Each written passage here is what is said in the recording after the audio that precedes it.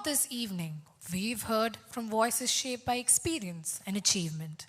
To close, we move from established excellence to the potential of tomorrow, bridging the gap between today's icons and the leaders of the next generation. Our final speaker is one of our own, a grade 11 student here at the Choice School. From ranking 11th globally in international debate to directing content for economic literacy initiatives, she steps forward with curiosity, sincerity, and thought. It is my pleasure to welcome Ananya Jha to the Red Circle. Comparison is a thief of joy. Theodore Roosevelt. Ladies and gentlemen, we live in a world where comparison has quietly become the background music of our lives. It's always there, always playing, whether we like it or not. You wake up, you open your phone, and even before you've brushed your teeth, you've already compared your life with 10 other people.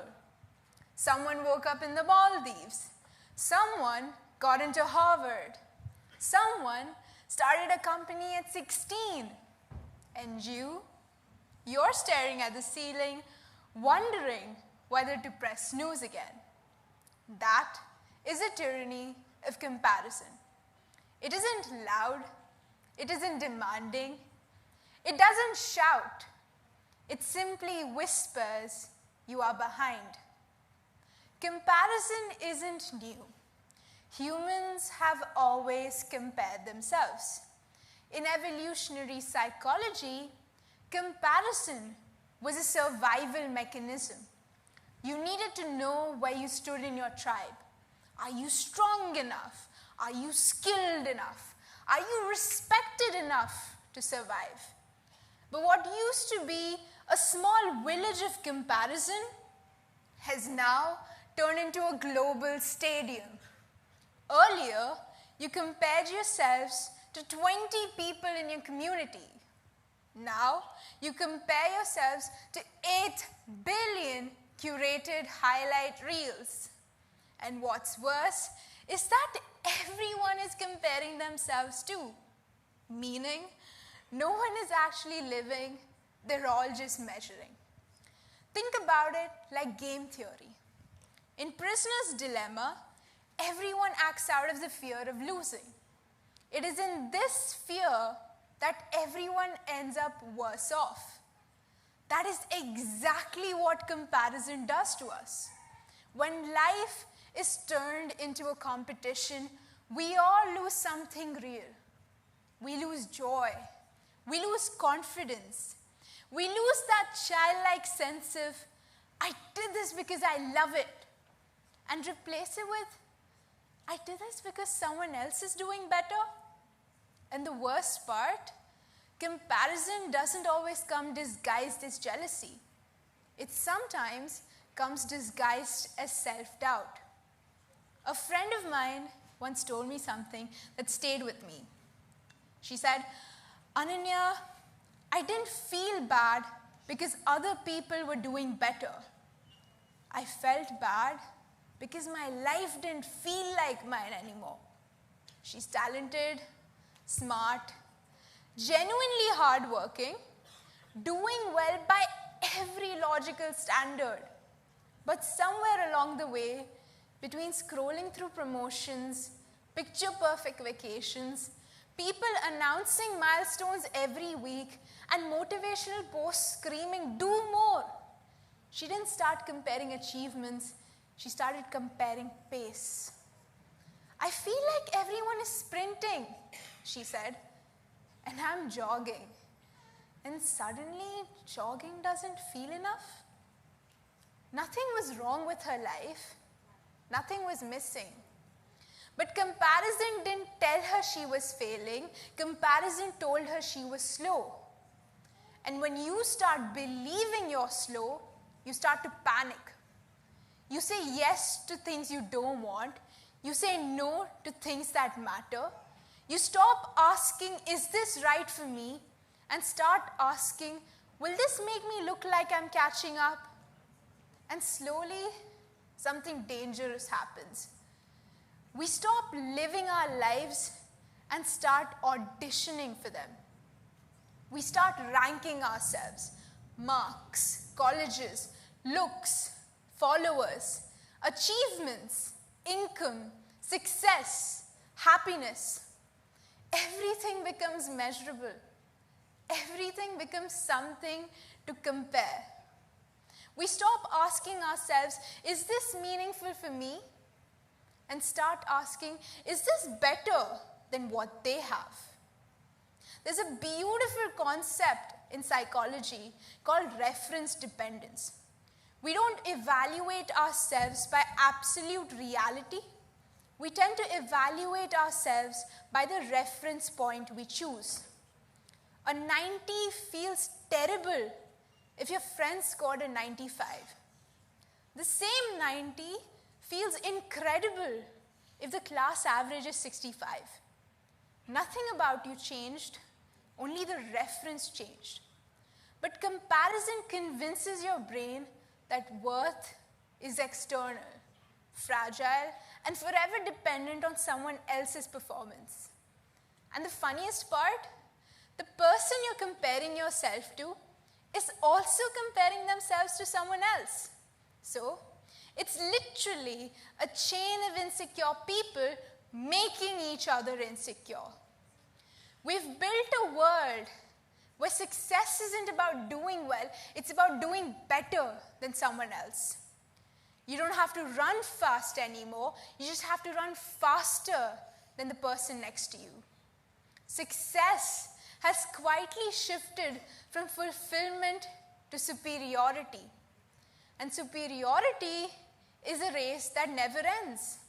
Because there will always be someone that is younger, smarter, richer, or in some cases, simply louder. We've confused visibility with value. Just because something is seen more doesn't mean it matters more. But today, silence feels like failure. If you're not posting about it, did it even happen? If you don't prove your happiness, are you even happy? Success has been defined by social media posts. What a sad way to live. I want you to think about it at a much deeper pace. We've built a world where success is just comparing yourself to someone else. And it hurts us deeply. Comparison has been linked to anxiety, depression, lower self-esteem, and reduced motivation. When you constantly feel behind, why should you even try? When your effort never feels enough, why should you even care? Comparison doesn't just steal joy, it steals effort. It convinces you to quit even before you start because someone out there is doing better than you are. And here's where it gets interesting.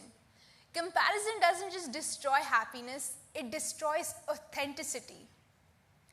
The more we compare, the more we try to mold ourselves into what looks successful instead of what looks meaningful. We start chasing trends instead of purpose. We choose careers, subjects, and ambition not because it resonates with us, but because it looks impressive.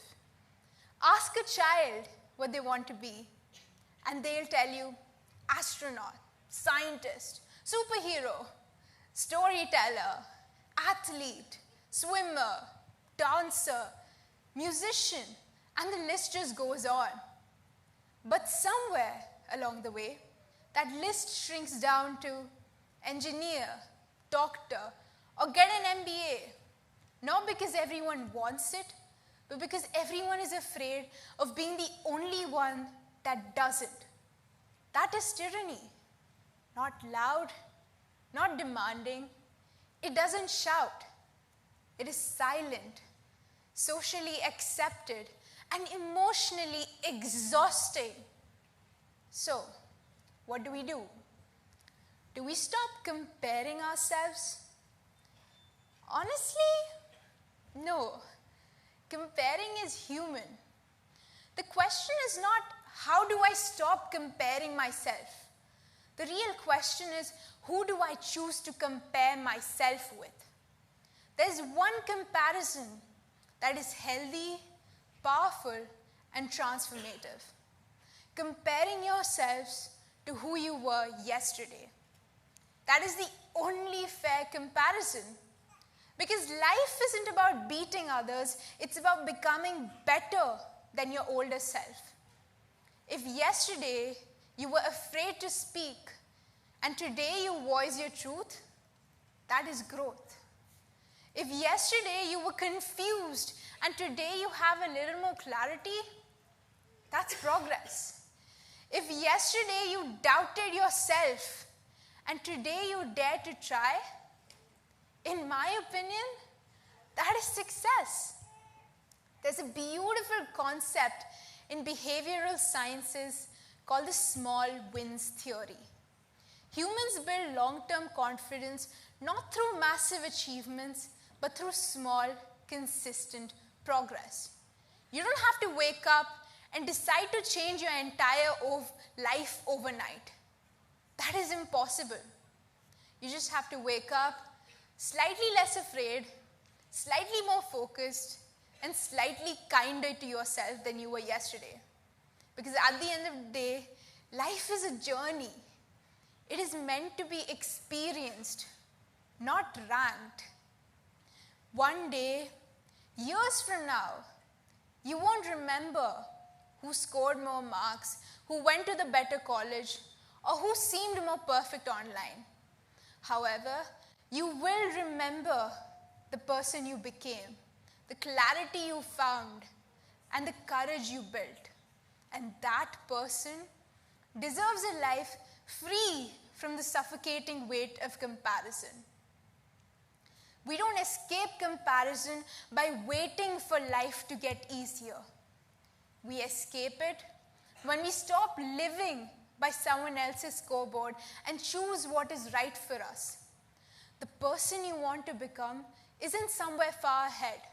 That person is being built right now, at this very moment, by the choices you make.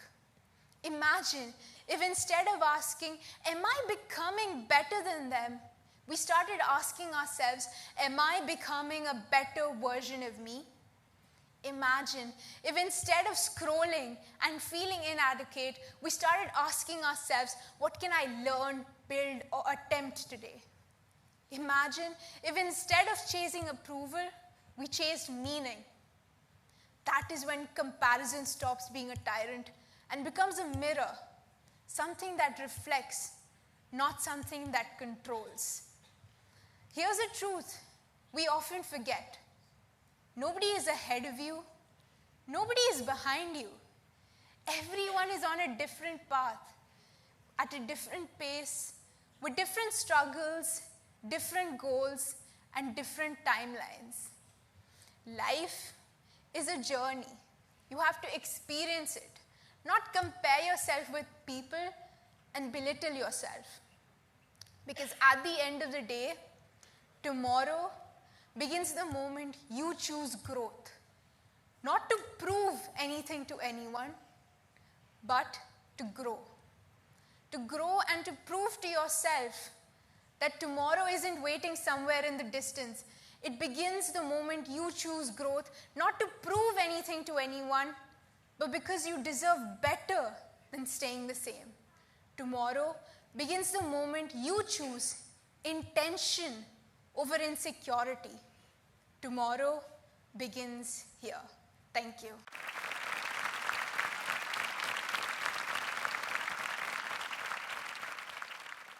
I now invite Niharika on stage to present a memento to Ananya Jha as a token of gratitude.